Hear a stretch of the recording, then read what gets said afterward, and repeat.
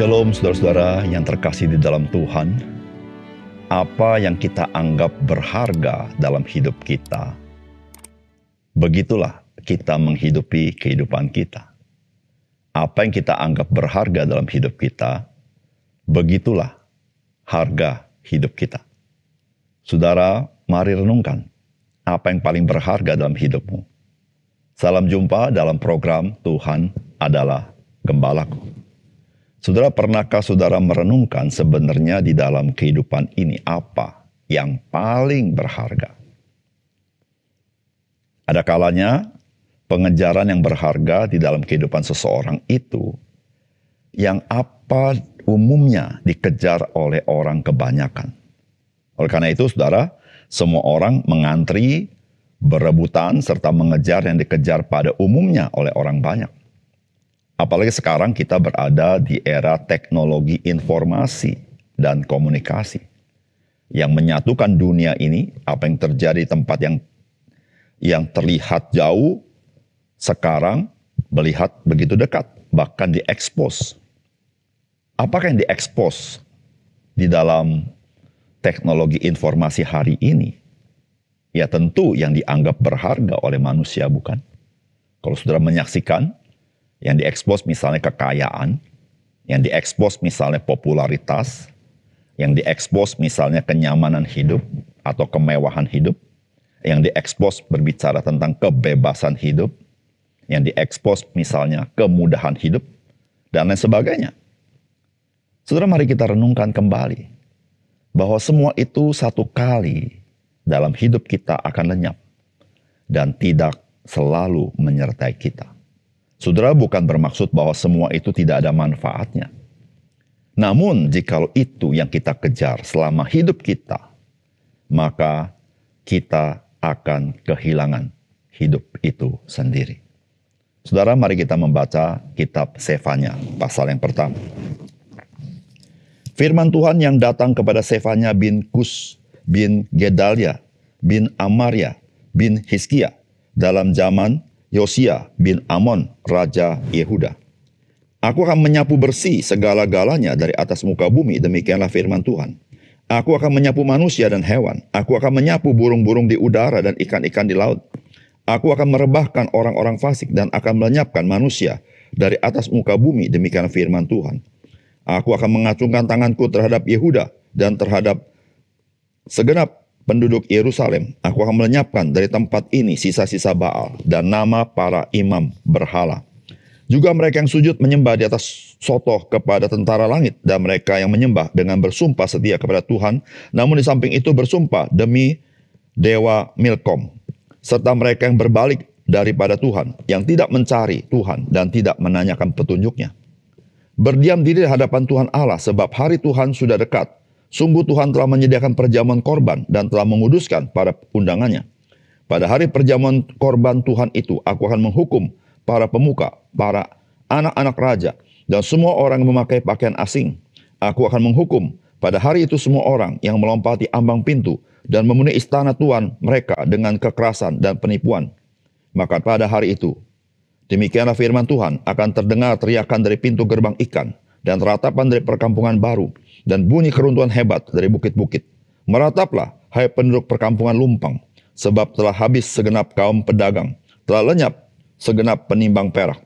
Pada waktu itu aku akan menggeledah Yerusalem dengan memakai obor dan akan menghukum orang-orang yang telah mengental seperti anggur di atas endapannya, dan yang berkata dalam hatinya, Tuhan tidak berbuat baik dan tidak berbuat jahat. Maka harta kekayaannya akan dirampas dan rumah-rumahnya akan menjadi sunyi sepi. Apabila mereka mendirikan rumah, mereka tidak akan mendiaminya. Apabila mereka membuat kebun anggur, mereka tidak akan minum anggurnya. Sudah dekat hari Tuhan yang hebat itu, sudah dekat dan datang dengan cepat sekali. Dengar, hari Tuhan pahit, pahlawan pun akan menangis.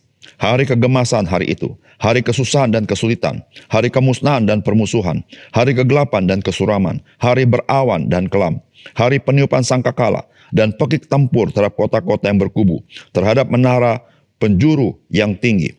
Aku akan menyusahkan manusia, sehingga mereka berjalan seperti orang buta, sebab mereka telah berdosa kepada Tuhan. Darah mereka akan tercurah seperti debu dan usus mereka seperti tai.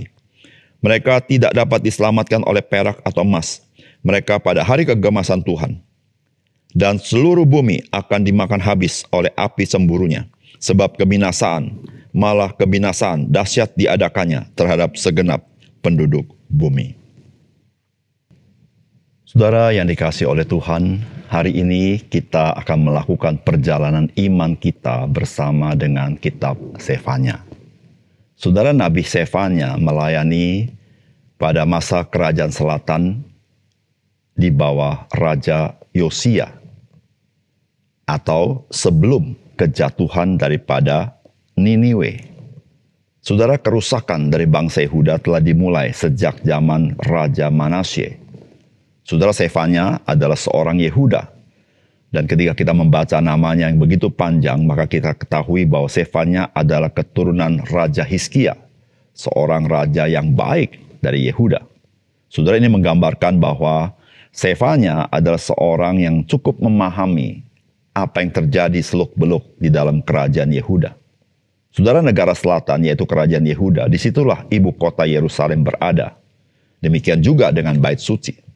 Pertanyaannya adalah, apakah bangsa Yehuda melihat betapa berharganya Tuhan di dalam kehidupan mereka?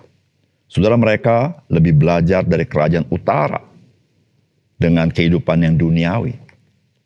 Saudara, bagaimana dengan kita sebagai orang percaya? Saudara, mungkin kita seringkali ke gereja, atau kita adalah orang yang aktif melayani di gereja, atau segala sesuatu yang bersifat Kristiani. Kita sering alami, kita sering lihat.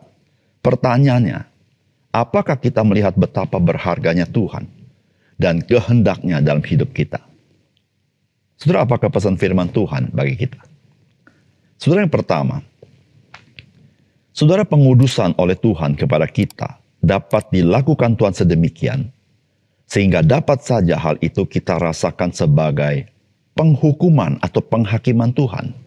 Sebab yang kita rasakan itu sangat menyakitkan. Saudara, firman Tuhan berkata begini, aku akan menyapu bersih segala-galanya dari atas muka bumi. Demikian firman Tuhan. Aku akan menyapu manusia dan hewan. Aku akan menyapu burung-burung di udara dan ikan-ikan di laut. Aku akan merebahkan orang-orang fasik dan akan melenyapkan manusia dari atas muka bumi. Demikianlah firman Tuhan. Aku akan mengacungkan tanganku terhadap Yehuda dan terhadap segenap penduduk Yerusalem. Aku akan melenyapkan dari tempat ini sisa-sisa Baal dan nama para imam berhala. Juga mereka yang sujud menyembah di atas soto kepada tentara langit. Dan mereka yang menyembah dengan bersumpah setia kepada Tuhan. Namun di samping itu bersumpah demi dewa Milkom. Serta mereka yang berbalik daripada Tuhan, yang tidak mencari Tuhan dan tidak menanyakan petunjuknya. Berdiam diri hadapan Tuhan Allah, sebab hari Tuhan sudah dekat. Sungguh Tuhan telah menyediakan perjamuan korban dan telah menguduskan para undangannya. Saudara yang dikasihi oleh Tuhan, apa yang disampaikan oleh Nabi Sefanya adalah sebuah peristiwa yang akan terjadi dan begitu mengerikan, yang akan dialami oleh bangsa Yehuda. Saudara, apapun yang mereka miliki, Tuhan katakan semuanya disapu bersih, tidak berbekas. Saudara, semua yang akan dialami oleh orang Yehuda adalah pengalaman yang pahit. Seluruh usaha, upaya, pencapaian, prestasi, sehingga mereka bisa mendapatkan hari itu, semuanya akan lenyap. Saudara, inilah cara Tuhan, bagaimana Tuhan menguduskan umatnya dari kebobrokan dosa mereka. Saudara, Tuhan tidak membasmi umat Tuhan. Tetapi dengan tindakan Tuhan yang sangat keras melalui orang-orang Babel, maka Tuhan sedang menguduskan umatnya dari kehancuran dosa-dosa mereka. Saudara, kalau kita baca, maka kita merasakan hal itu sangat menyakitkan. Namun saudara, Tuhan mengatakan kepada mereka supaya mereka berdiam diri di hadapan Tuhan Allah. Apa maksudnya? Saudara, maksudnya adalah supaya mereka merenungkan apa yang Tuhan mau lakukan kepada mereka. Supaya mereka mengenal Tuhan. Atau Tuhan ingin mereka juga bertobat daripada dosa-dosa mereka. Saudara, itulah yang Tuhan maksudkan di dalam Tuhan melakukan tindakan pengudusan yang terasa sangat menyakitkan bagi orang Israel itu. Saudara, itulah juga gambaran yang Tuhan berikan dalam kehidupan kita, bukan? Saudara, hidup kita sebagai orang percaya. Kita sudah percaya Yesus dikuduskan sekali untuk selama-lamanya. Tetapi dalam kehidupan setiap hari, maka Allah melakukan proses pengudusan bagi kita. Saudara, proses pengudusan itu, saudara, supaya kita ini dibersihkan dari kerusakan dosa. Dan saudara, ada kalanya Tuhan membersihkannya sedemikian rupa yang seringkali membuat kita tidak nyaman. Dan seringkali mungkin menyakitkan kita. Yang seringkali kita bertanya, Tuhan kenapa? Dan kenapa? Saudara, melalui firman yang hari ini kita baca, Tuhan bukan bermaksud untuk membinasakan kita atau menghancurkan kita. Tetapi Tuhan ingin saudara mengerti rencana Tuhan. Saudara mengerti maksud Tuhan.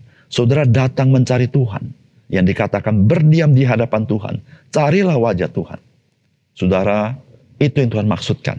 Oleh karena itu saudara, ketika hidup kita menghadapi situasi dan kondisi yang kita anggap kurang nyaman, mungkin Tuhan mengizinkannya untuk menolong kita, untuk kembali kepada Dia, menolong kita meninggalkan dosa-dosa kita.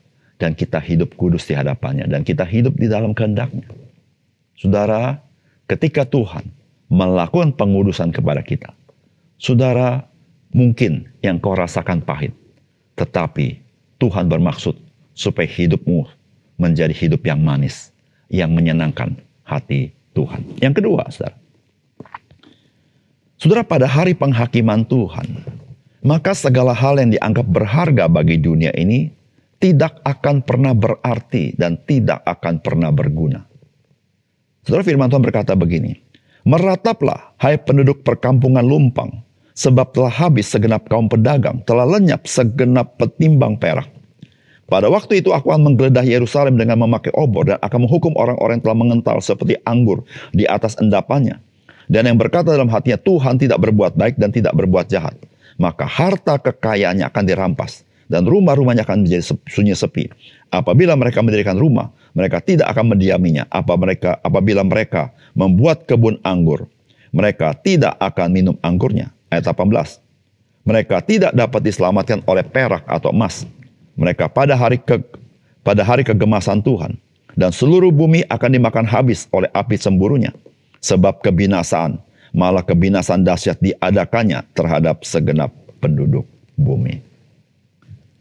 Saudara, apa yang diungkapkan oleh firman Tuhan yang kita baca hari ini harusnya menyadarkan kita apa yang kita andalkan dalam hidup ini.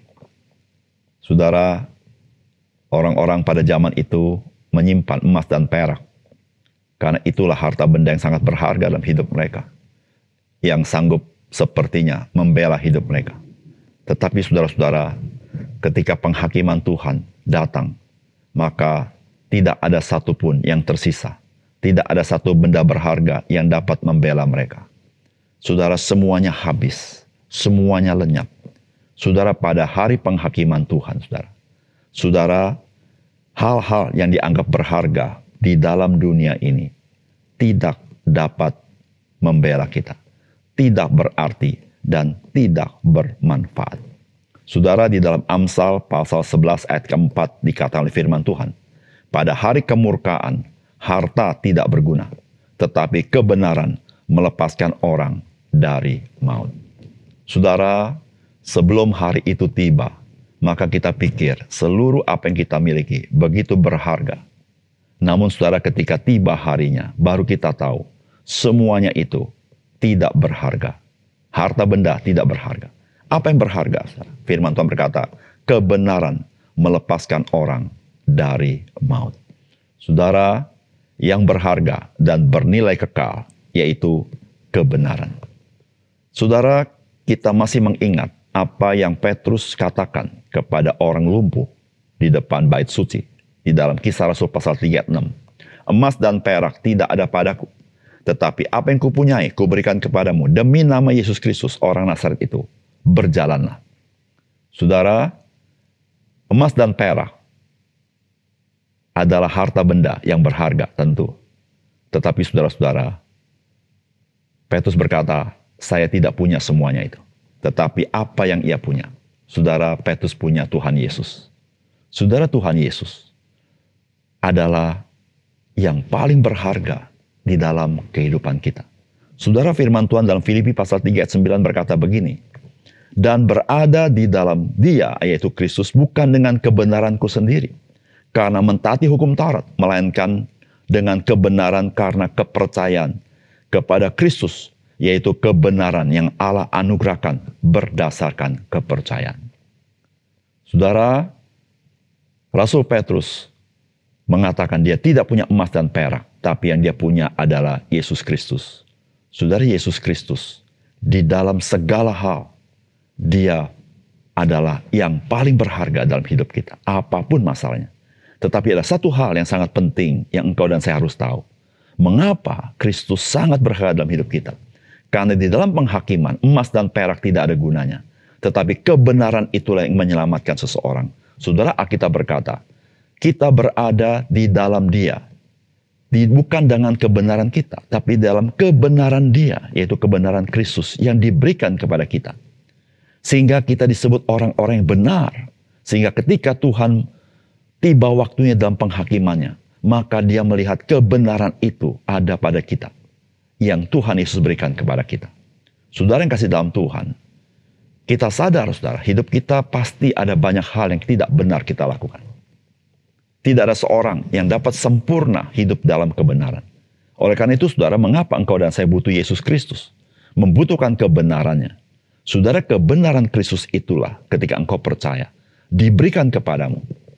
Sehingga engkau di mata Tuhan, engkau adalah orang yang benar.